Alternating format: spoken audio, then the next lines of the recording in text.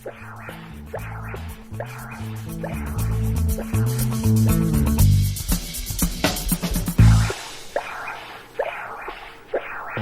is the Perito Moreno Glacier, which is also called the White Giant. It is a glacier which is found in the glacier parks in Patagonia and Argentina.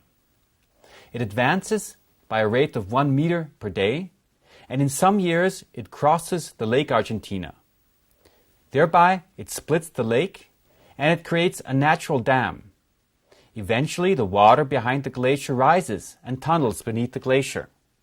And slowly the warmer lake waters carves a giant hole through the glacier, leaving a tunnel. When the bridge becomes unstable, giant chunks of ice begin to calve from the glaciers, and the iceberg plunges into the lake 200 feet below.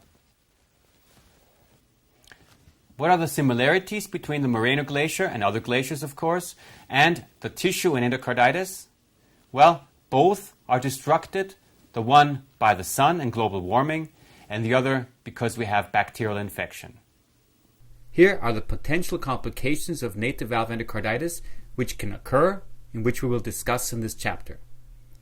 Embolism, valvular destruction, which usually leads to regurgitation and heart failure, abscess formation, pseudoaneurysms, perforation and fistulous communication with other chambers, and finally, mycotic aneurysms. Here's a pie chart which shows you the distribution of the various complications. It's very interesting to see that many patients have some form of embolism, either stroke or other forms of embolism. And probably a third of all patients have heart failure, and intracardiac abscess formation is also rather frequent. Let's comment on perforations, fistulous communication, and pseudoaneurysms. What about the risk of embolism? As already mentioned, embolism is a fairly frequent finding. Very often it is the primary manifestation of endocarditis. In the literature we find an incidence somewhere between 28 and 47%, which is very high actually. The risk of embolism seems to be even higher before antibiotics are given. And there is evidence, which kind of appears to be very logical, that large vegetations have a higher risk of embolism. The same is probably also true for very mobile vegetations, for vegetations located on the aortic and mitral valve, and in Staph aureus infection. Once you had an embolism, a cerebral embolism in particular, then your mortality dramatically rises, all the way to 80%. Here are two image clips which show you two different types of vegetations. On the left-hand side, a small vegetation, and on the right-hand side, a large vegetation. The patient on the left probably has a much lesser risk of embolism, while the patient on the right has a much higher risk. However, to be honest, I would probably prefer to have the endocarditis here on the right, because if this patient embolizes, he'll embolize to the lung and not to the brain, because he has right-sided endocarditis. Nevertheless, another feature I would like to show you is that this patient here also has an older vegetation. This is already echogenic. This too decreases the risk of embolism. And this patient here also has a very mobile vegetation, which also increases the risk. But whatever you see on the image, and no matter how the endocarditis looks, you will always have some risk of embolism, and in reality it is often very difficult to really predict which patient will have the embolism. But here are some more examples so that you get a better feeling for how variable vegetations can be. Take a look at this vegetation here. Highly mobile, very large, and you can see those small little protrusions here on the surface of the vegetation. Obviously, the risk for embolization is quite high here. In contrast, this is a vegetation which is located on the commissure of the mitral valve, which is rather firm, also already echogenic, and which probably does not have the same risk of embolization as the example here on the left. Another example, not so easy to detect the vegetation at the first glance. We can see that there is a rather broad-based vegetation here.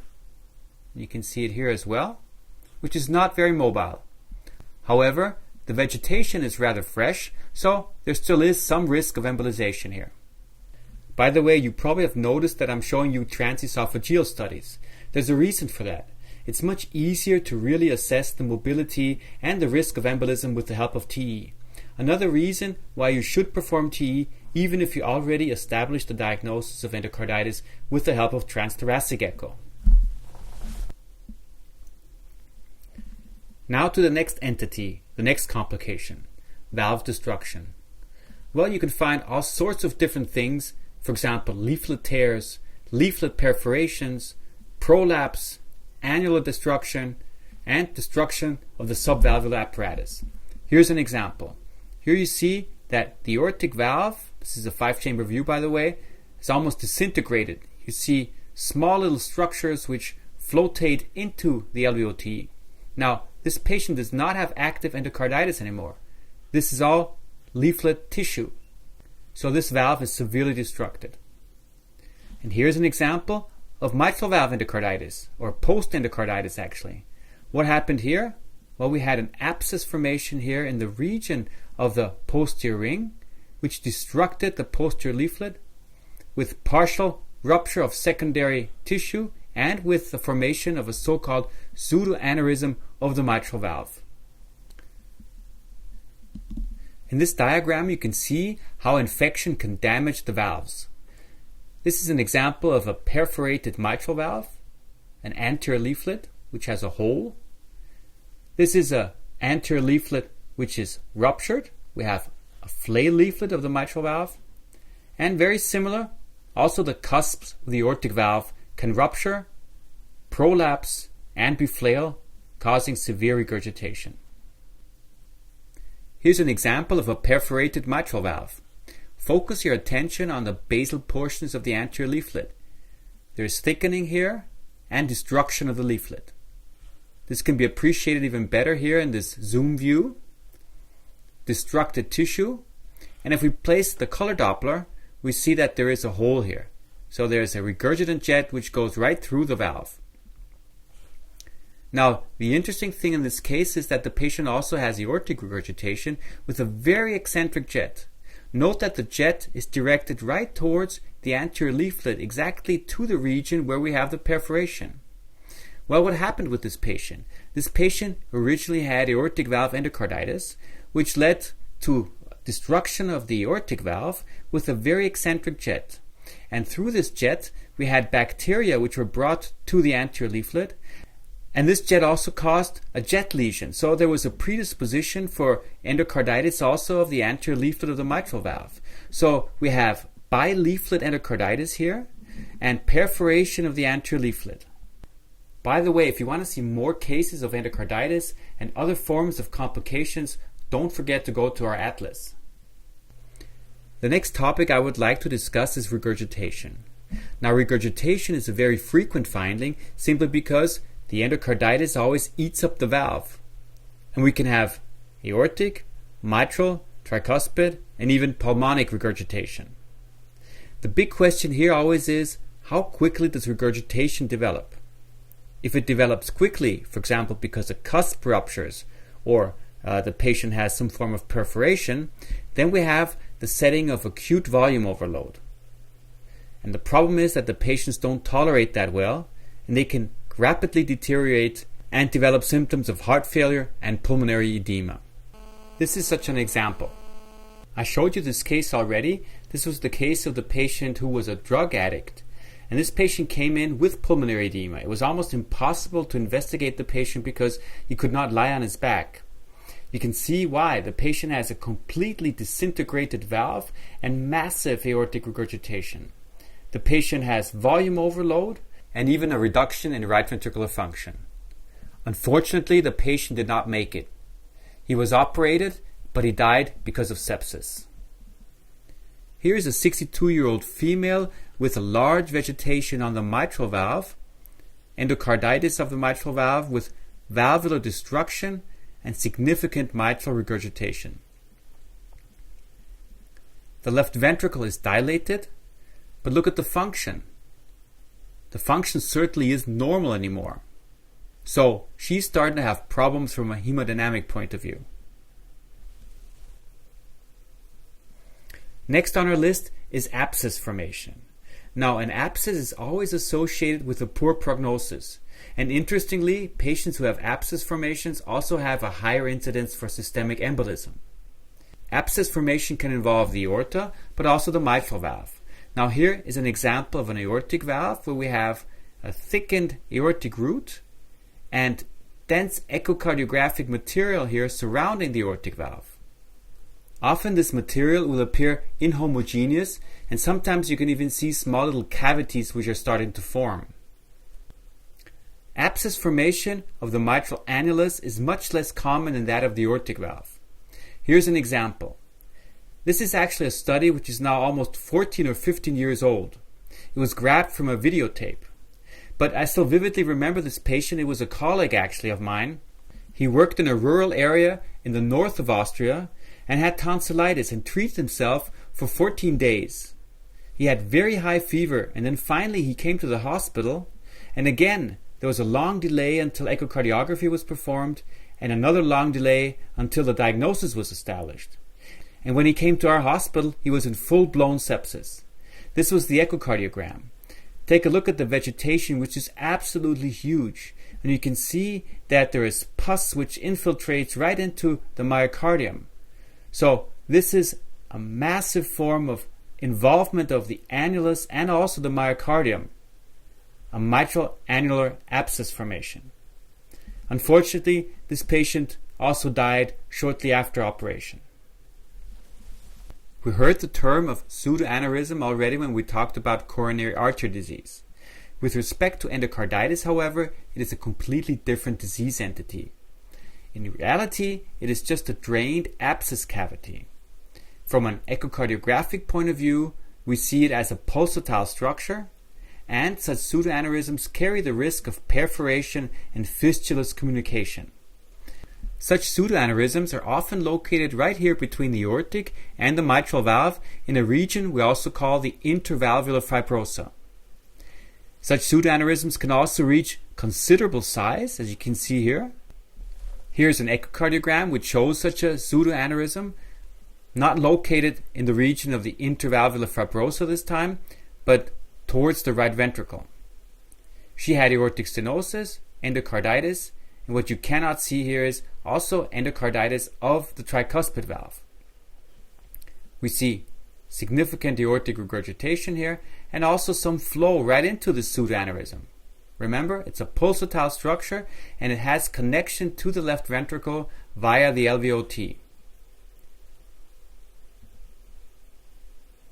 Another patient.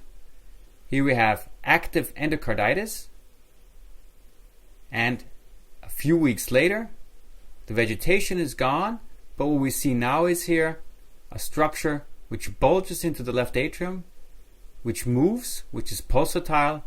This is the pseudoaneurysm. Pseudoaneurysms not only form around the aortic valve, but also on the mitral valve. Here's such an example in a drawing. The only difference is that now we have the location further down, more on the mitral valve, opposed to the intervalvular fibrosa. This is an example of such a problem.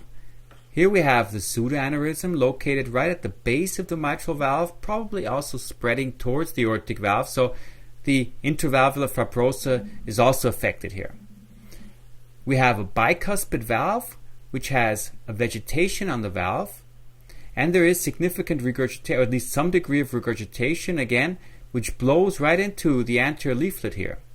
So a very similar situation as we saw previously, a jet lesion with partial destruction of the mitral valve. What's up here? Here we have a cavity in the region of the inferior wall, and we have mitral regurgitation. So from the transthoracic echo, very difficult to say what the problem really is. We only know the patient had endocarditis. So this is the transesophageal study, which now shows you exactly what the problem is. We have a cavity here which has a communication to the left ventricle. You see blood flow going into this cavity, and you can even note that there's some form of pulsatility of the structure. In addition, we have a mitral valve which is destructed, we have the impression that the jet actually goes right through the mitral valve. In other words, probably we have perforation here as well. And what probably happened in this patient is that he had an abscess of the annulus.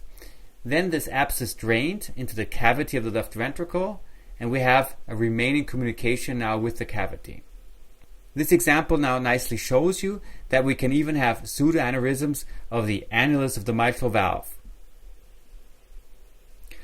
Finally, I want to mention also fistulous communications. Such communications sometimes occur in the setting of aortic root involvement with endocarditis. And they can perforate, or the aortic root can perforate into the left atrium, into the right atrium, and also into the right ventricle. Here's such an example. Here we have a TE study of the aorta and the left atrium here, and we see a very prominent jet between the aortic root and the left atrium.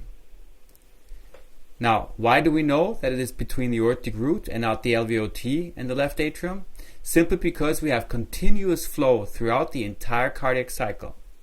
You can note that and see that both with the help of color Doppler, but also even more easily with the help of continuous wave Doppler. This is a signal which looks very similar to a patent duct. So because the pressure in the aorta is always much higher than that of the left atrium, both in systole and diastole, we have continuous flow. So you see, we have a number of different complications that we can expect in the setting of endocarditis. And it's also very difficult at times to make the diagnosis. But in reality, even more difficult to fix the defects. And sometimes I don't only feel sorry for the patient, but also for the surgeon. It's a real technical challenge, for example, to put a valve in a patient who has a completely destructed aortic root. So we have to be thankful to the surgeons, and they really make a big difference.